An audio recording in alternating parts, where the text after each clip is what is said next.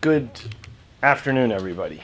I want to welcome you on behalf of the Center for Palestine Studies, which is sponsoring another in a series of book talks. It's my enormous pleasure to introduce my friend and colleague, fellow historian, Irene Genzier, who is a professor emeritus of political science. This book, which is what you're going to hear about today, Dying to Forget Oil, Power, Palestine, and the Foundations of U.S. Policy in the Middle East, which resulted from her discoveries in the United States government archives. And what she had done was to look at materials on Palestine in the years immediately before partition and in the years immediately after the 1948 war, so for a stretch after World War II, and had discovered things that those of us who thought we knew something about Palestine often found a revelation. She's going to tell us some of these things today. I really strongly, if you have any interest in the topic of Palestine, and the topic of partition, Middle East politics in that era, I strongly suggest that you buy the book. You'll hear something about it from Irene, but there's an awful lot of material there. She discovers, for example, that the U.S. Pentagon completely changes its assessment of Israel in light of the results of the 1948 war. Things that we didn't really realize about U.S. policy, in fact, started much, much earlier than the conventional accounts, which have the United States really paying serious attention to Israel as a great power in the region only with the 1960s. She finds that this, in fact, goes back to the 40s. Things like that were, to any serious, would constitute what is, to any serious historian, a revelation. Thank you very much. Irene.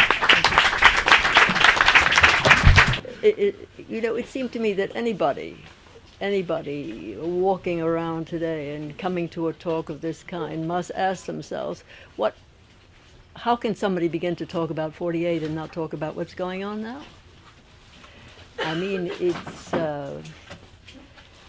and I was not invited to give my comments on what's going on now, but I'll sneak them in anyway. It seems to me, sort of reflecting on, how should I put it, what kind of lessons do we draw from this ongoing, shall I say, it's as though we're at the gates of hell and slowly the doors are opening. The first thing that strikes me is that we have something to learn or to be aware of in terms of our selective mourning.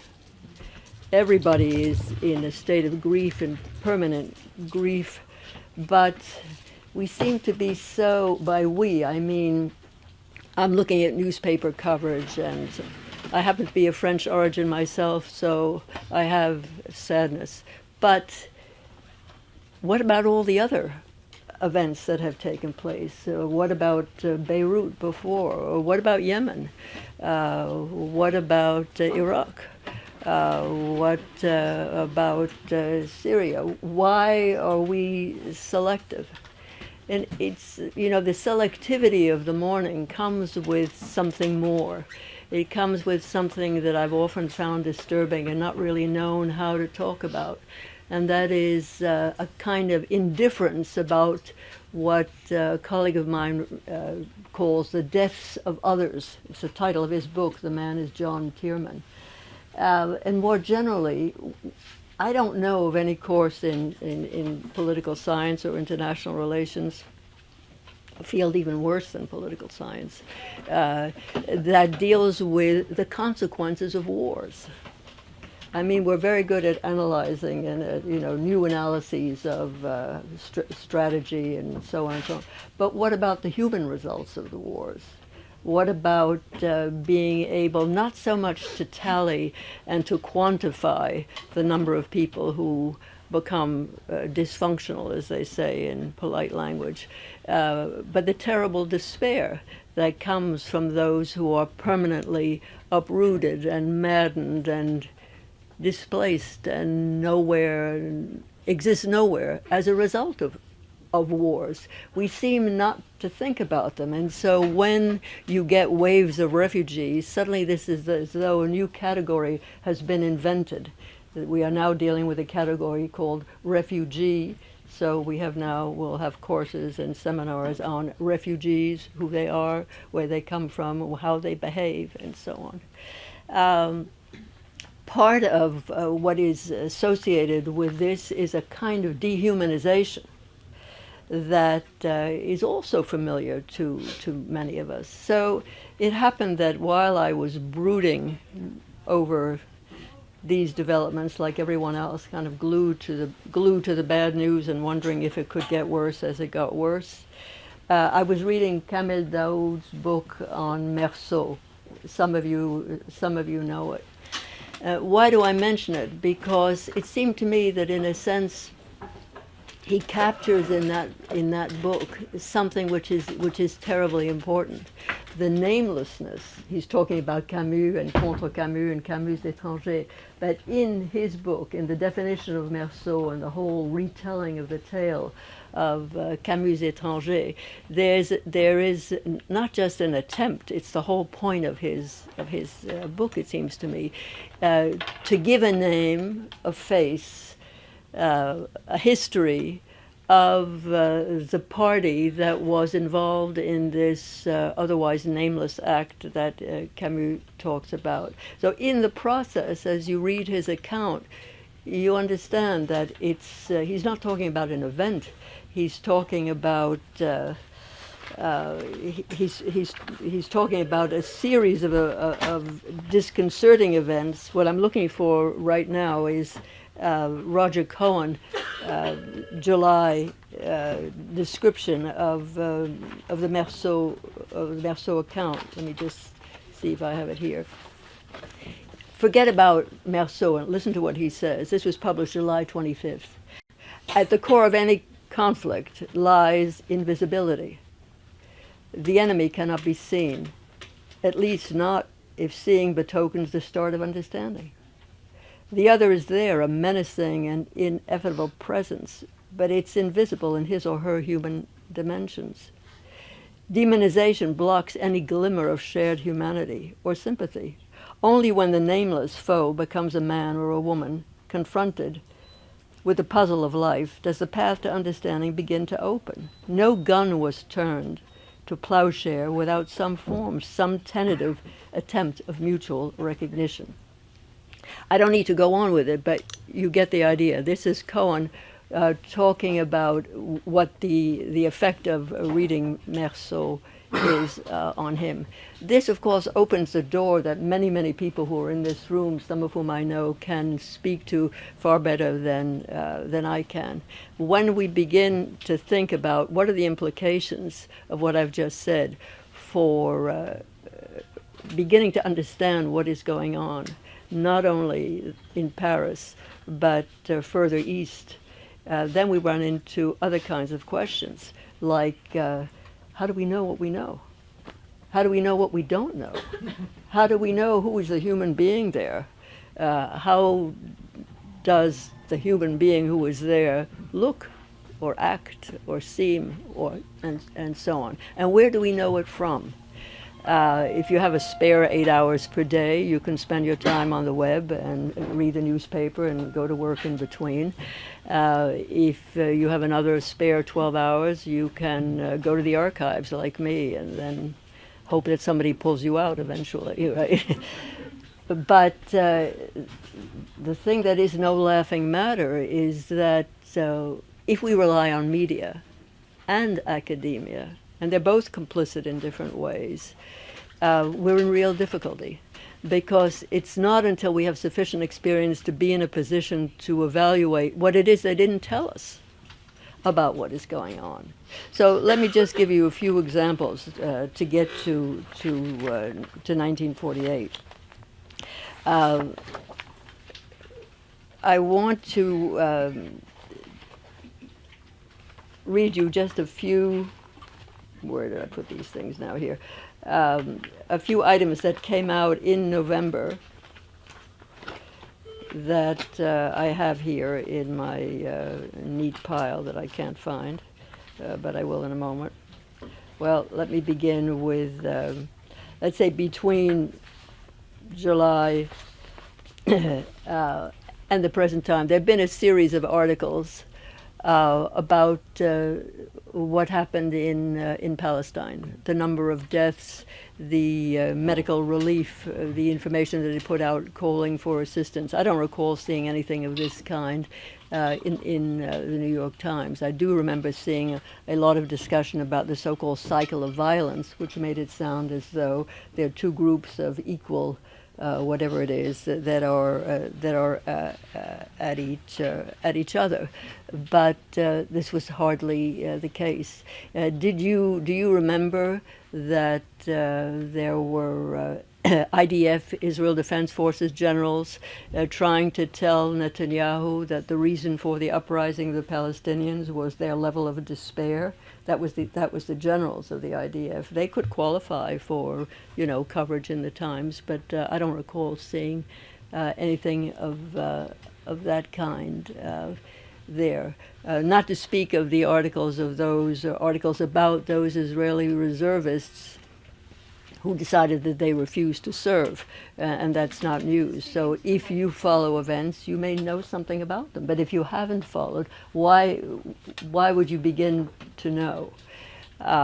In the same way that if you live in the U.S., you know that at the grassroots level, this country is seething with activity. There are groups that meet. There are individuals, all kinds of collective assortments of people who get together to talk about what's going on, who have various interests, and who are very politically aware. Not knowing anything about them and not covering what they do adds to the impression that we're fairly passive and we're just there sort of waiting to be told. So when Netanyahu came and he spoke before the Center for American Progress, you remember that there was a lot of opposition to that, well-mobilized opposition to it. And while he was there, he mentioned the fact that he was really not responsible in his administration for the number of settlements, the increase in the number of settlements. Well, yeah, right. So it seemed somewhat a bit surprising, but perhaps more surprising was the fact that a liberal Zionist group such as Americans for Peace Now came out with a very, very strong response. They not only took him up on it, but they also identified the number of settlements that had been established. Not to speak of Haaretz. Haaretz, really, the Israeli liberal paper, really should qualify as a subversive paper, and maybe it does because there's so little reference to it in the U.S. But Peter Beinart said even more in that newspaper. So with these random remarks, what's the connection between this and my own work? Well, the connection is really very, very, very easy to discover. The connection is this: the material on 48 that I have used and that Rashid has been so complimentary about. It's all in the public domain. I discovered very, very little. I mean, I happened to turn pages and use them and decide to expand on them or investigate them. But I can't say that, thanks to some foundation, I have spent years in the caves of X digging out secrets that were so well buried that there are no secrets. Everything I've used comes from declassified documents. I have to ask myself, I have all kinds of nasty answers, but I would rather not share them at this point as to why others didn't discover the same things. But there is a lot to discover. I titled my book Dying to Forget, and I was asked a reasonable question: how can you die to forget? Either you die because you want to forget, or you die because you have forgotten. My point is that in some collective way, so I'm taking artistic or whatever it is, license, to say that collectively we who have access to this material know, but we choose not to look. And we choose not to look because the upshot of what is revealed in this material does not at all fit the commonplace historical account or what passes for it of U.S. policy in the formation of the State of Israel. So that, that in a nutshell is perhaps one of the most that's one of the things I found exceedingly interesting. Of course, let me go over this maybe now in a more systematic way. One thing which is perhaps not a surprise is the role of oil in U.S. policy following World War II. That is, U.S. policy in the Middle East, I argue, was formed under that heading. Certainly with respect to developments in the Eastern Mediterranean, including from Greece to Turkey further east, the understanding was, even before Truman Doctrine and all this language, not to speak of NSC 68,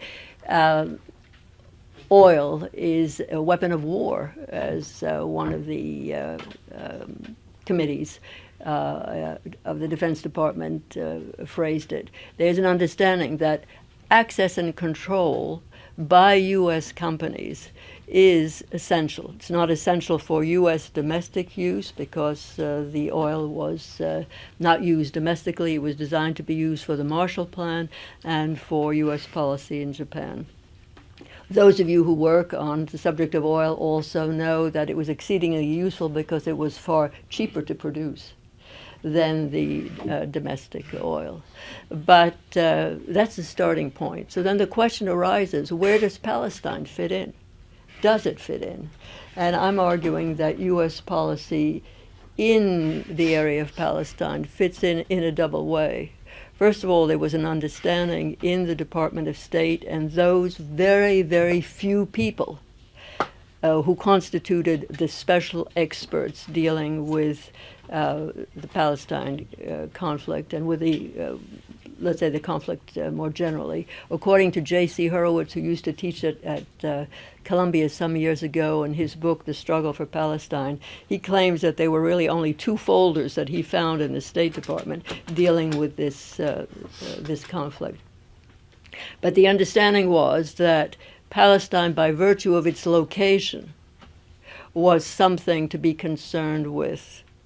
But there was also a clear understanding that Palestine, by virtue of the fact that it was a British mandate, was not something that the U.S. would be stepping into until the British decided to leave. They decided to leave, if you remember, also they did leave definitively in 1948.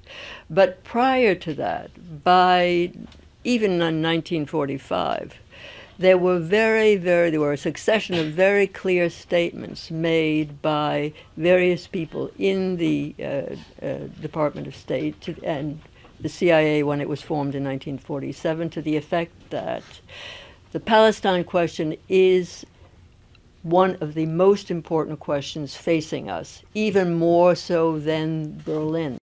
That's a dramatic statement.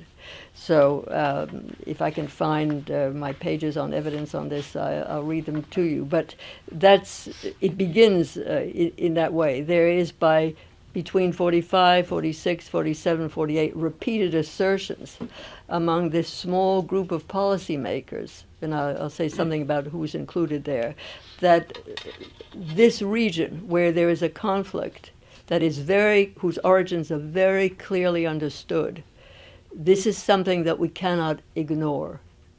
When between the partition plan, November 29th, 47, that's UN Resolution 181, and the period following Israel's declaration of independence on May 14th, in that interim and after, U.S. officials are also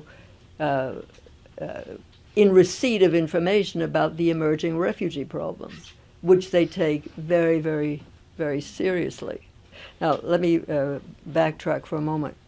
One of the things I found most striking in the way in which officials discussed the conflict. It's totally unlike what you might hear today. There's no discussion of religion. There's no discussion of Sunni, Shiite, Muslims, forget it. The discussion is a political conflict among incompatible groups. One, people who live on the land. The other, the Zionist movement. This was not an expression of anti-Israel Zionist or anti-Semitic sentiment. It was presented by individuals who maybe were even unalike in their orientation, but simply as a matter of observation. We are faced with a conflict. What should be our position in the conflict? Some, like Evan Wilson, who wrote about this in the context of other accounts of U.S. policy, claimed that in 1945-46, the U.S., that is, so while Britain is still present, and the Truman administration, 1945, has just sent out Earl Harrison to do a study of Jewish refugees that results in something called the Harrison Report. In this context, while considering this, you had officials saying, look, we have to find a compromise. The position of Jewish refugees, as Gordon Merriam, who was then in the division of North African and Middle Eastern division of the State Department, according to Merriam, that's an international problem. We can't deal with it alone. Sounds familiar, right? We have to do something about that. We have a problem with immigration. That also sounds familiar. He didn't say more at the time, but there was more that was very familiar. There was a hostility to immigration, hostility to the immigration of Jews in the U.S. and many other places. So sad stories. In the midst of that, people like Merriam and Evan Wilson were saying, for Palestine, okay, 100,000 Jews should go from Europe immediately into Palestine, which the British didn't regard as a gift, but as some kind of a curse from the Americans who don't know up from down, who don't know what the hell they're doing. Don't record that. And who are going to spoil things for us. So a lot of opposition there, and often a different track comes the continuation of that conflict. So on the one hand, you have people saying, wait a minute, Earl Harrison report, that's not enough. Let's have an Anglo-American committee looking into what should be done in Palestine, and let's pursue that line. And on another hand, you have people saying, look, in Palestine, we think there should be a binational solution. We think that's the only possibility of finding a way out. This is at the time when there is also beginning to be agitation in favor of partition. So, another revelation, there was no one in the U.S. except for the small circle of advisors to Truman who were close to him. They're all named, they're always well known, David Niles among them. Others opposed partition, consistently opposed partition. The CIA's view of partition was that it would endanger U.S. interests in the region because it would alienate Arab oil producers. So, lesson number 2, a familiar one, but with an unfamiliar dimension. The familiar one is a story that the American State Department, intelligence, and military viewed partition and developments in Palestine under the rubric of interest in oil, that's familiar, and feared that any partition of Palestine, any emergence of a Jewish state, would totally undermine U.S. oil interests. The revelation turns out to be false. After May 48, Aramco and U.S. oil companies expanded their holdings in the Gulf. That's not what one would expect. But then maybe also one would not have expected at this period for the Saudis to let the American oil companies and State Department know that they made a very cool distinction between, on the one hand, commercial interests and political interests. So you got the message? The message is we have commercial interests. And so on. That's a brilliant move, and it has long-range consequences, and you're familiar with the consequences. That was heard, and it was understood, as you no doubt understand it. The upshot was, we don't need to worry about Arab cancellation of concessions, which is precisely what U.S. oil companies were worried about. One of the things I discovered, which I think is important for the study of policymaking, and that is that there are circles outside of policymakers that also influence policy. We're accustomed to thinking in terms of lobbies and so on, but I'm not thinking about lobbies. What I'm thinking is this. I discovered that there was a very interesting a meaningful exchange between the individual who was the head of the oil and gas division of the Interior Department, a man by the name of Max Bohl, who had as part of his responsibility informing the president, Truman, about developments, international and national developments with respect to oil. That's a vast responsibility. There were at least 39 different agencies that had been established to deal with oil. He had no political appointment other than the title that I was just given. He did have an encounter, which the origin which I'll describe in a moment, with the number 2 representative of the Jewish agency in the U.S. in 1948, a man by the name of Yahoo Epstein, who later became Yahoo Eilat. That relationship was, I think, very important. It's not a conspiracy. It's not secret. You can find out about it by, leave this meeting, go immediately to Logan Airport, head for the Truman Library, and also go downtown and you don't even need to go to the Israeli consulate. You can just go to Columbia's library and look for the Israeli version of the Foreign Relations of the U.S., 1948, and you'll find the text of the correspondence between these people and what it meant. Okay, so I began talking about oil and this interesting connection, but let me pursue this again, coming back to the subject of partition, the opposition to partition. Partition took place, right? And you know the vote, and there's a lot of, continues to be a lot of controversy over the extent of pressure applied by U.S. officials on different foreign delegations at the United Nations. Let's pass on that. The partition vote passes. Again, one of the interesting discoveries I made in various sources that I read was the extent of coverage on the ground by U.S. consuls. We're familiar with the importance of the work of Benny Morris and Ilan Pape and Tom Segev and others. But there were U.S.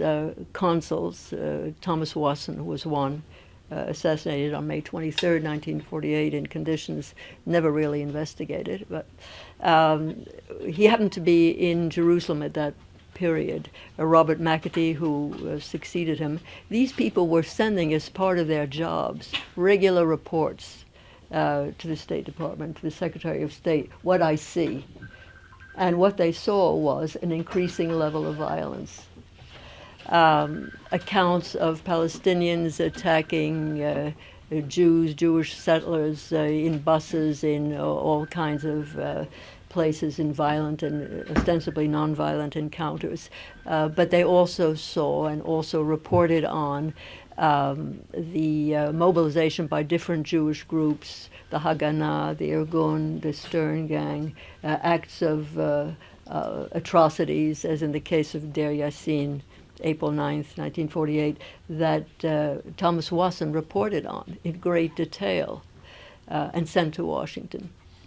The result in Washington is an increasing discussion between Marshall, the Secretary of State, and Loy Henderson in the State Department, among others, Robert McClintock, Dean Rusk, about what should we do.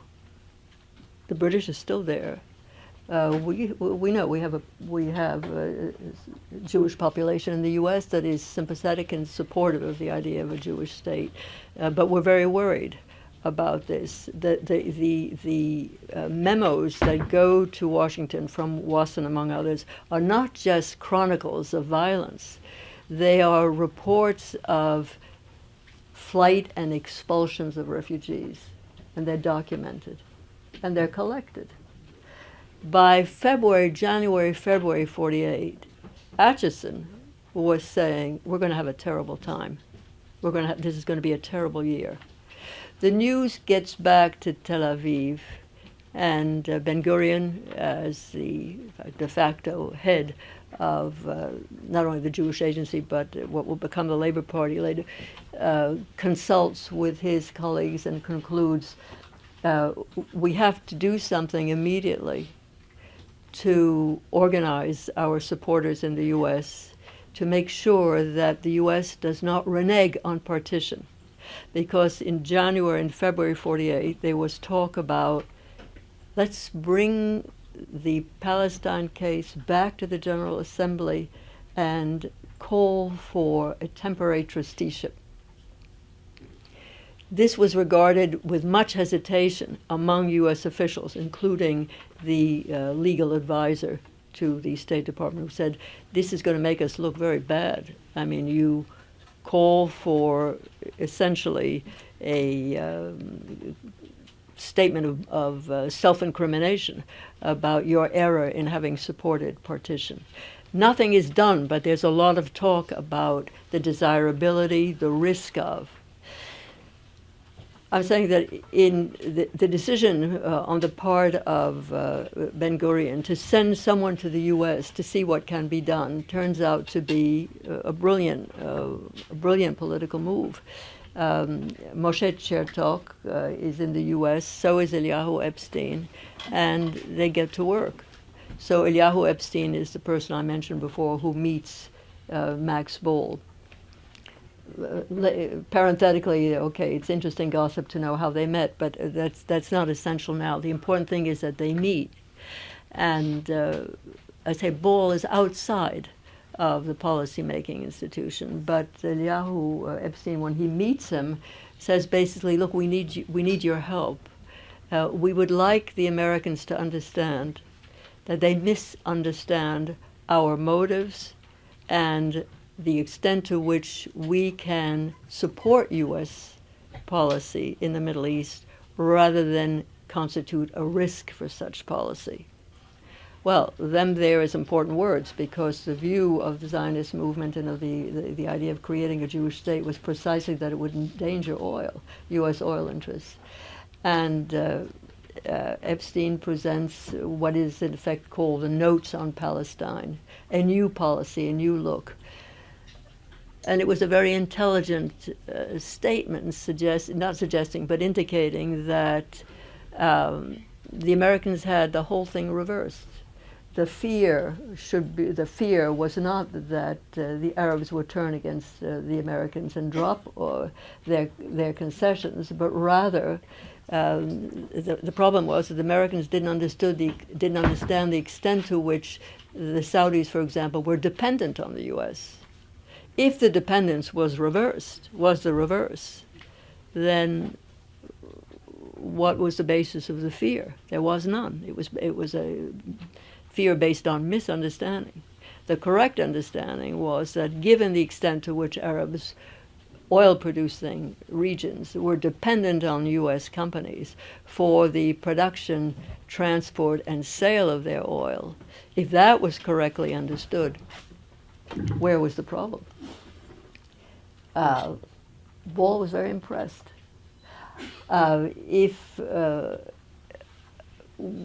This information about the connection between Max Bohl and different people in the Zionist movement, including his later meeting with Ben Gurion.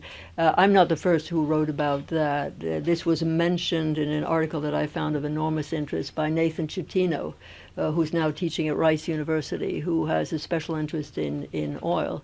And in my exchanges with him, he kept saying to me, you've got to come here. There's a mountain of material on oil that you need to look at. I didn't pursue it. I felt that I had more than I could handle, but it stayed in my mind. No doubt there is more along these lines. I mention this in case somebody here is in a position to decide to pursue this. In any case, back home in D.C., so you are now in January, February, March, April. The news is getting worse. but the idea of a trusteeship has not been dropped. It has not been implemented. At this point, it's important to meet someone else who has a role here, far better known, perhaps than others, Clark Clifford. I'm sure that those of you who read some of this material are familiar with him. Legal counsel to the president, not holding a policy-making position. On May 12th, just a few days before Israel declares its independence, Truman calls a special meeting in his office. And he tells Clark, look, I want you to present a case for U.S. support for Jewish statehood. And because you know that the Department of State, they're going to present the opposite case. We're going to have a meeting. It's very important. And George Marshall walks into the president's office and says to Truman, what's that man doing there? He has no official position. And Truman tells him, he's here because I invited him to come. When the meeting is over, some writers were under the impression that Truman had been persuaded by Marshall that support for the continued existence of partition and the emergence of a Jewish state would be profoundly inimical to U.S. interests. And as the evidence, included in the evidence that he provided, was data on the refugees.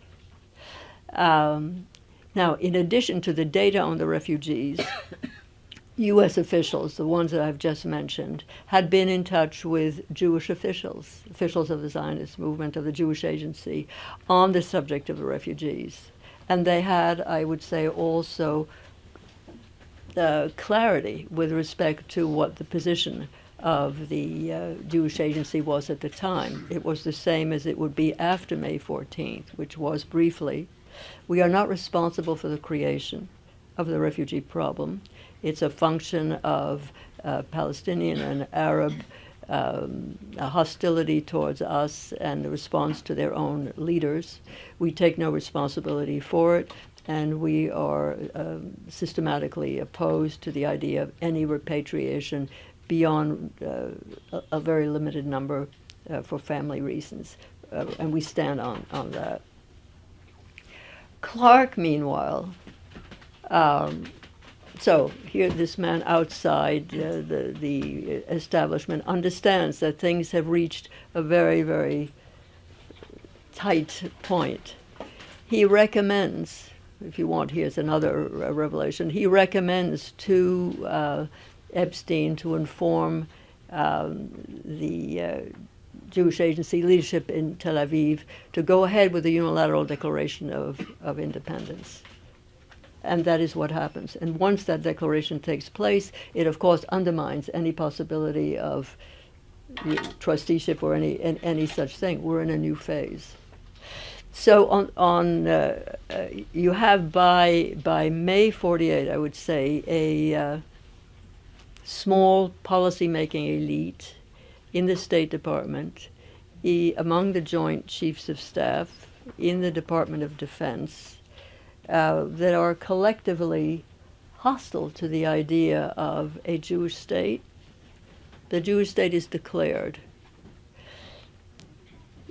Among the people who wrote a great deal about this and presented their views to the President and the Secretary of State was Philip Jessup. Jessup was then representative of the U.S. at the UN. In July, Jessup presented a very strong case why the U.S. should do everything it can. This is July, several months after Israel's declaration of independence, everything it can to pressure the provisional government of Israel to take in Palestinian refugees, in other words, repatriation. The subject of repatriation is a dominant theme in the American literature. Again, it disappears from view. We understand now that if the presidential candidate uses the word Palestine, their assistant will say it was an error of judgment, it was some, misunderstanding. The word really meant something else, Philistine or something. Nothing of the kind in the period I'm talking about. So I mentioned Jessup because in the summer of 48, you begin to sense that something is changing. Something is changing. What's changing is that the American officials who had been so systematically set against partition, against Truman's rapid recognition of Israel, begin to speak differently. By 1949, well, first of all, in the interim, as a result of Bernadotte's efforts at the UN, there's been quite a keen effort on the subject of getting armistice agreements. There are armistice agreements between Israel, Transjordan, Lebanon, Iraq, Egypt. And there is someone assigned, Mark Etheridge, journalist from St. Louis, assigned by the U.S. to be head of the U.S. Delegation to the Lausanne Conference. The purpose of the Lausanne Conference is to transform those agreements into a permanent settlement. Etheridge is a true believer in the desirability of a permanent settlement. He's also a true believer in the urgency of Palestinian refugee repatriation. Everyone in the various departments that I mentioned is on record as supporting repatriation. Until 1949, roughly speaking, even less than a year after Israel's emergence, the Joint Chiefs of Staff come out with a very cool statement saying, the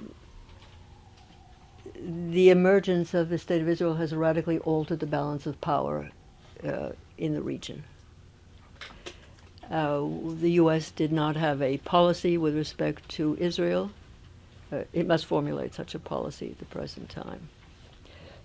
To skip ahead, they go on to suggest that the location of Israel, its location, is highly desirable.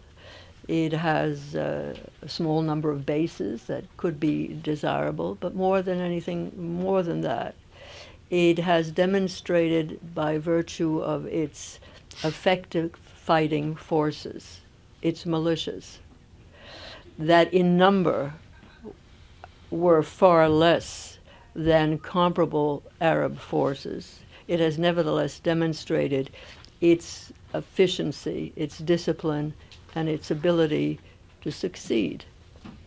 We can use, potentially, we could use this new state in the protection of our interests against our prime enemy, the Soviet Union, in the area of the Middle East. Now, I'm not quoting, so I'm conflating different positions.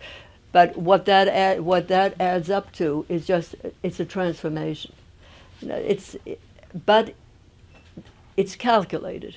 It's a deliberate assessment that, look, what counts is our oil interests. Yes, this upheaval has changed this part of the world as far as we're concerned. We can use it for our benefit. How does this translate into affecting the U.S. position on the Palestinians? There had been a regular sort of, with remarkable repetition and cadence, you've got to accept, to the Israelis, you've got to accept UN General Assembly Resolution 194, that's December 11th, 1948, on repatriation. You have to make sure that, this is the American officials saying to the Israelis, you have to make sure that any changes you make with respect to territory is compensated, that you just don't extend your territory. And by the way, we also support the internationalization of Jerusalem. And we insist that you support the internationalization of Jerusalem. This is now a UN resolution. All that is never taken off the table. It's just totally subverted. So that Truman, by 1949, indicates to Robert Lovett, acting Secretary of State, saying, if you consult with the provisional government of Israel and make any recommendations with respect to any changes whatsoever, you must obtain their permission. You must obtain their acknowledgement. And that's the end of the story. It's not the end of the story, it's the beginning of the story. But what I'm suggesting is that, again, there's a logic to it. There's a design. It's not a mystery. The understanding was, and by the way, I would not say that this comes out of any great love or hatred of Jews or Arabs. My sense is, if you take somebody like McClintock, who played an important role in Lebanon in '58, there's a contempt for both. These people are screwing things up in an area that's important for us. It's not so much profound historical emotion in one direction or another. But I think that what one is left with, and it's the beginning rather than the end of the story, of course, is that by 1949, there was both clarity about the nature of the conflict, clarity about the obstacles to its resolution, and clarity about the advantages that the existing balance of power offered to the United States. There was the Israeli government requested arms. That offer was declined.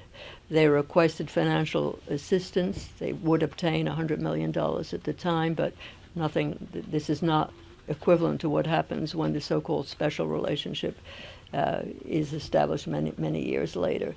This is not the beginning of a special relationship. I'm arguing simply it is the beginning of a relationship that is understood for what it is. Now, to be fair, in the sense of, as an historian, you want to look at the larger picture. What was happening with respect to U.S. foreign policy in the world at the time. 1945, we're under the shadow of Hiroshima and Nagasaki. In 1949, it's the revolution in China. And some U.S. officials were saying, by the way, apropos the refugee crisis, that could go the way of China, which is an interesting thought at the time. So I'd like to leave you with this story and look forward to your questions. Thank you.